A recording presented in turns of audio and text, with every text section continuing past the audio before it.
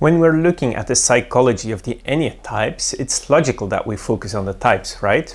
But in the last few years, there's been more and more an emphasis on the importance of the instincts as well.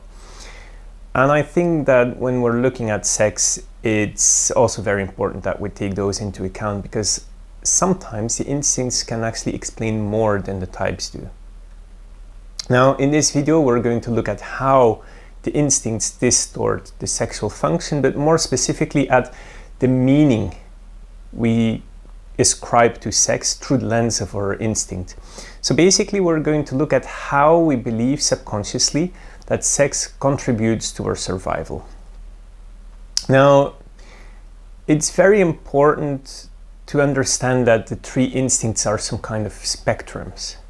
We're used to thinking of like what is our dominant instinct, what is our blind or our repressed instinct, but actually all three instincts are there, and there are three spectra that somehow interact with each other, and that's how I would like you to look at it for the sake of this course, because the instincts are not really stable, and this is especially the case if we're looking at sex. Just want to give you an example of how an instinct that can be dormant or that can be blind, how it can get activated and then wane again. And I want to take the case of the sexual instinct. Quite often people who have a sexually repressed instinct are going to send some kind of activation of the sexual instinct when they're falling in love, when they're attracted to somebody, when they see somebody and they would like to have sex with that person. But after some time, things calm down and they just start having this normal, caring bond. And the sexual instinct just goes dormant again. And that explains really why some people can really feel this change from this real excitement and this passion and this impulsivity and intensity to something that's more calm. Now again, before we start looking at the three instincts, it's very important that we don't look at the instincts in a vacuum. You cannot say that all people with a strong self-preservation instinct will look at sex this way and all people with a strong social instinct will look at it in this or that way. We always need to see it in combination with the type, and we'll definitely see that, for example, the withdrawn types will look at the self-preservation instinct and sex in a different way than what the assertive types would be doing.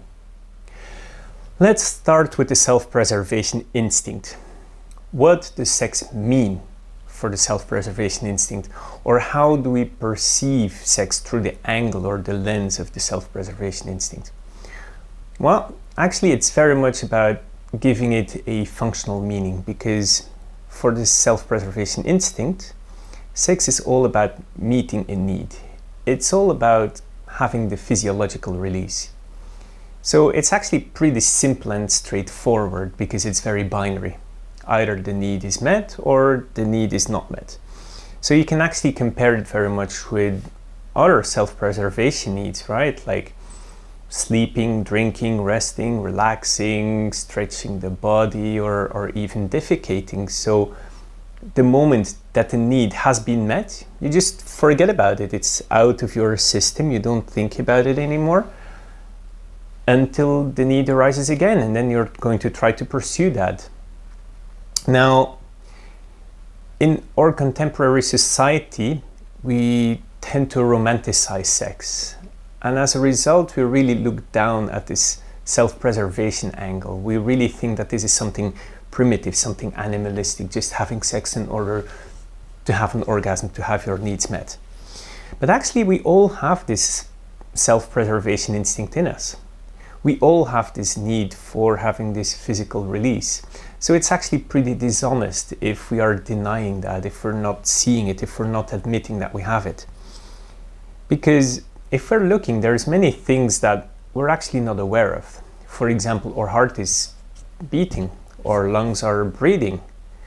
We may not be thinking about it, we may not be aware of that this is a dynamic that is happening inside of us, but not being aware doesn't mean that it's not happening. And actually many people who have a dominant self-preservation instinct also don't want to admit this, because we're always talking about this connection and bonding, But actually, when you speak to people who have a dominant self-preservation instinct, and you really start digging deeper and deeper, then suddenly they will start admitting that it's not really full of this romantic discourse. Let's also give an example, for example, the self-preservation too, right? Because these are people who are very focused on relationships, on bonding, on connecting, and who say that actually the orgasm is not important to them. But what you will see quite often with self-preservation too is that they don't have an orgasm through partnered sex, but quite often they're masturbating in order still to have an orgasm. So why do they masturbate? I mean, it's still with the aim of having an orgasm, right? And masturbation has actually nothing to do with connection or with relating to others. Let's move on to the sexual instinct. Self-preservation instinct was actually quite easy to understand, and the sexual one is much more complex and complicated because there's more gradations and nuances. It's not binary that a need is met or not. So for the self-preservation instinct, sex has some kind of functional meaning. For the sexual instinct, however, it has more of some kind of alchemical, transcendental, or aliveness meaning. So what does that mean? Well, the sexual instinct is all about merging with what we don't have in order to feel alive. So what does that mean?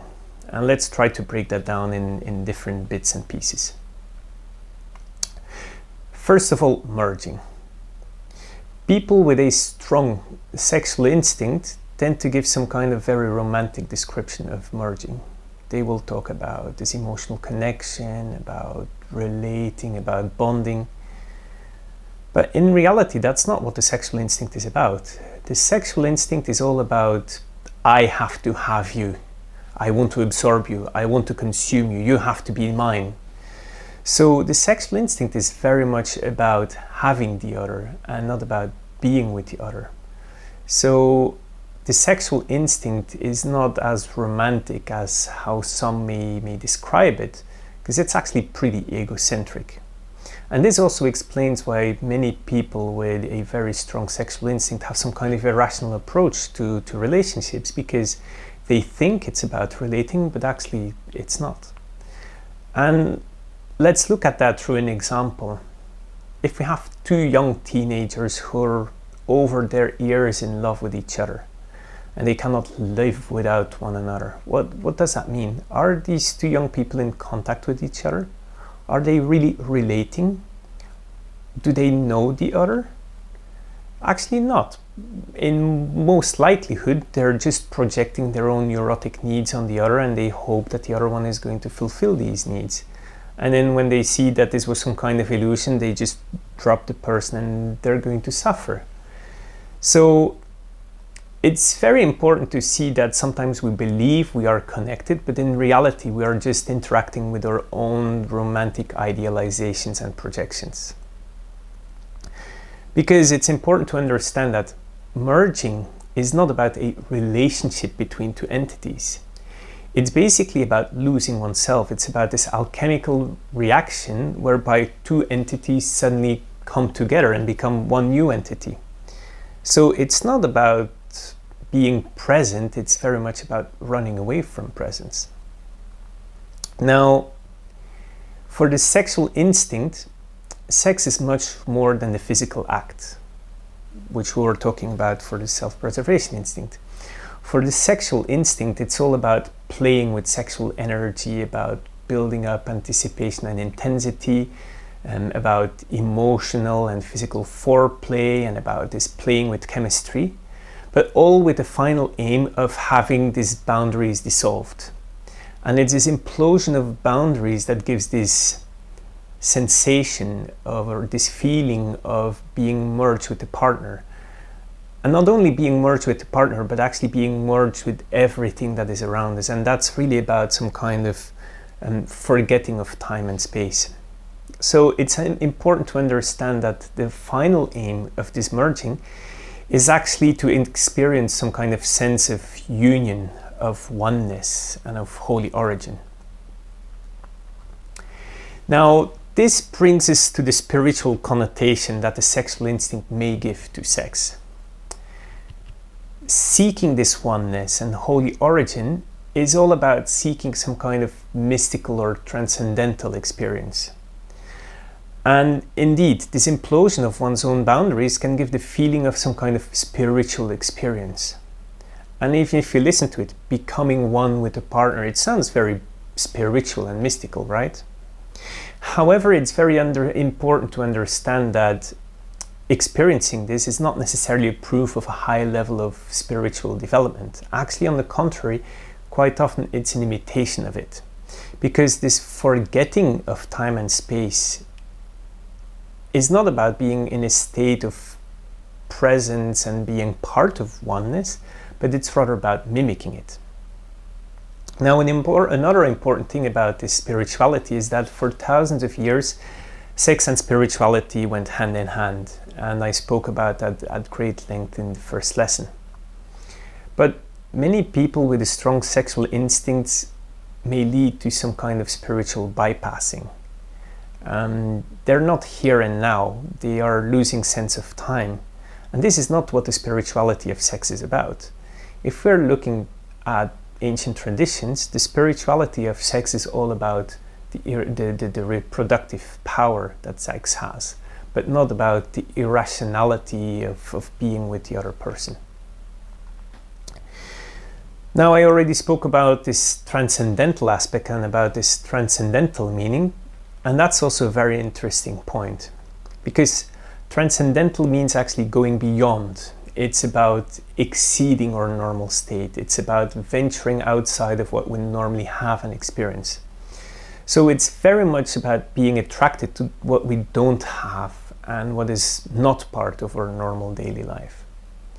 So for the sexual instinct, sex is very much a desire about having what we don't have. And this can lead to quite some emotional and romantic thoughts. So quite often for the sexual instinct, there is a lot of idealization about a partner who's not there right now, or about a sexual act that may happen. So people with a strong sexual instinct give some kind of romantic connotation to sex, and it also means that without this romantic, emotional or mental connection, they're not able to have sex. They're very often looking for some kind of soulmate. Now, maybe one more thing I want to say here is that the sexual instinct is not about desiring the other, but it's also about the desire to be desired.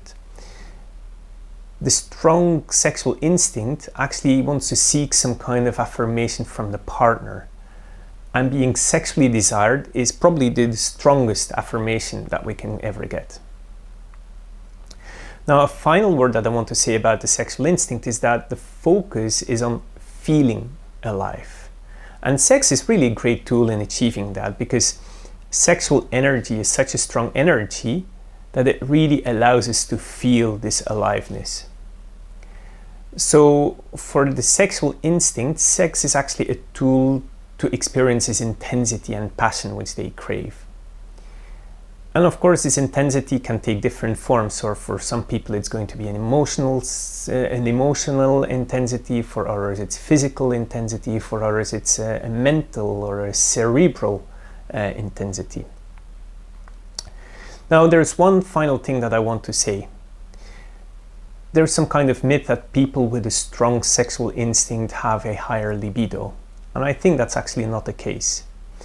I think that everybody can have a high or a low libido, but the instinct is rather going to tell us how we're going to pursue that. And for people with a strong sexual instinct, they're just not willing to live without this intensity. They're just not willing to live without meeting the needs of their libido. So I would say that people with a strong sexual instinct don't have a higher libido, but they're more passionate about following their sex drive.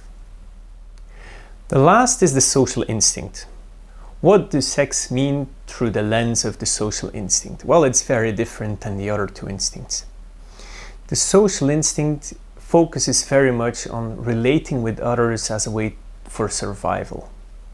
And this is how they use sex. For the social instinct, sex is not about the physiological release. It's not about this physical or emotional pleasure you can get. It's also not about seeking some kind of transcendental state or merging with a partner. No, it's all about social interaction. It's about how do we relate with others? How do we profile ourselves in this world? How do we build identity? So the focus is on relating.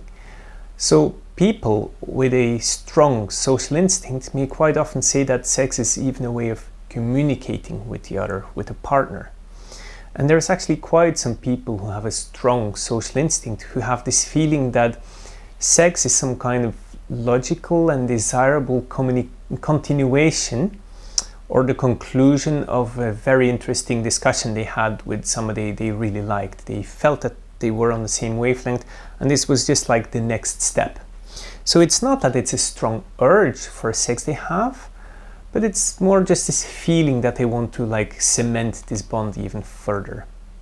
So instead of sex being some kind of desire, for the social need, for the social instinct, it's much more about tending to the needs of the relationship. It's about nurturing and solidifying a bond that is there. And sharing a sexual experience together is something like saying, I am with you and you are good with me. So another thing for the social instinct is that sex can serve as some kind of barometer of health of the relationship.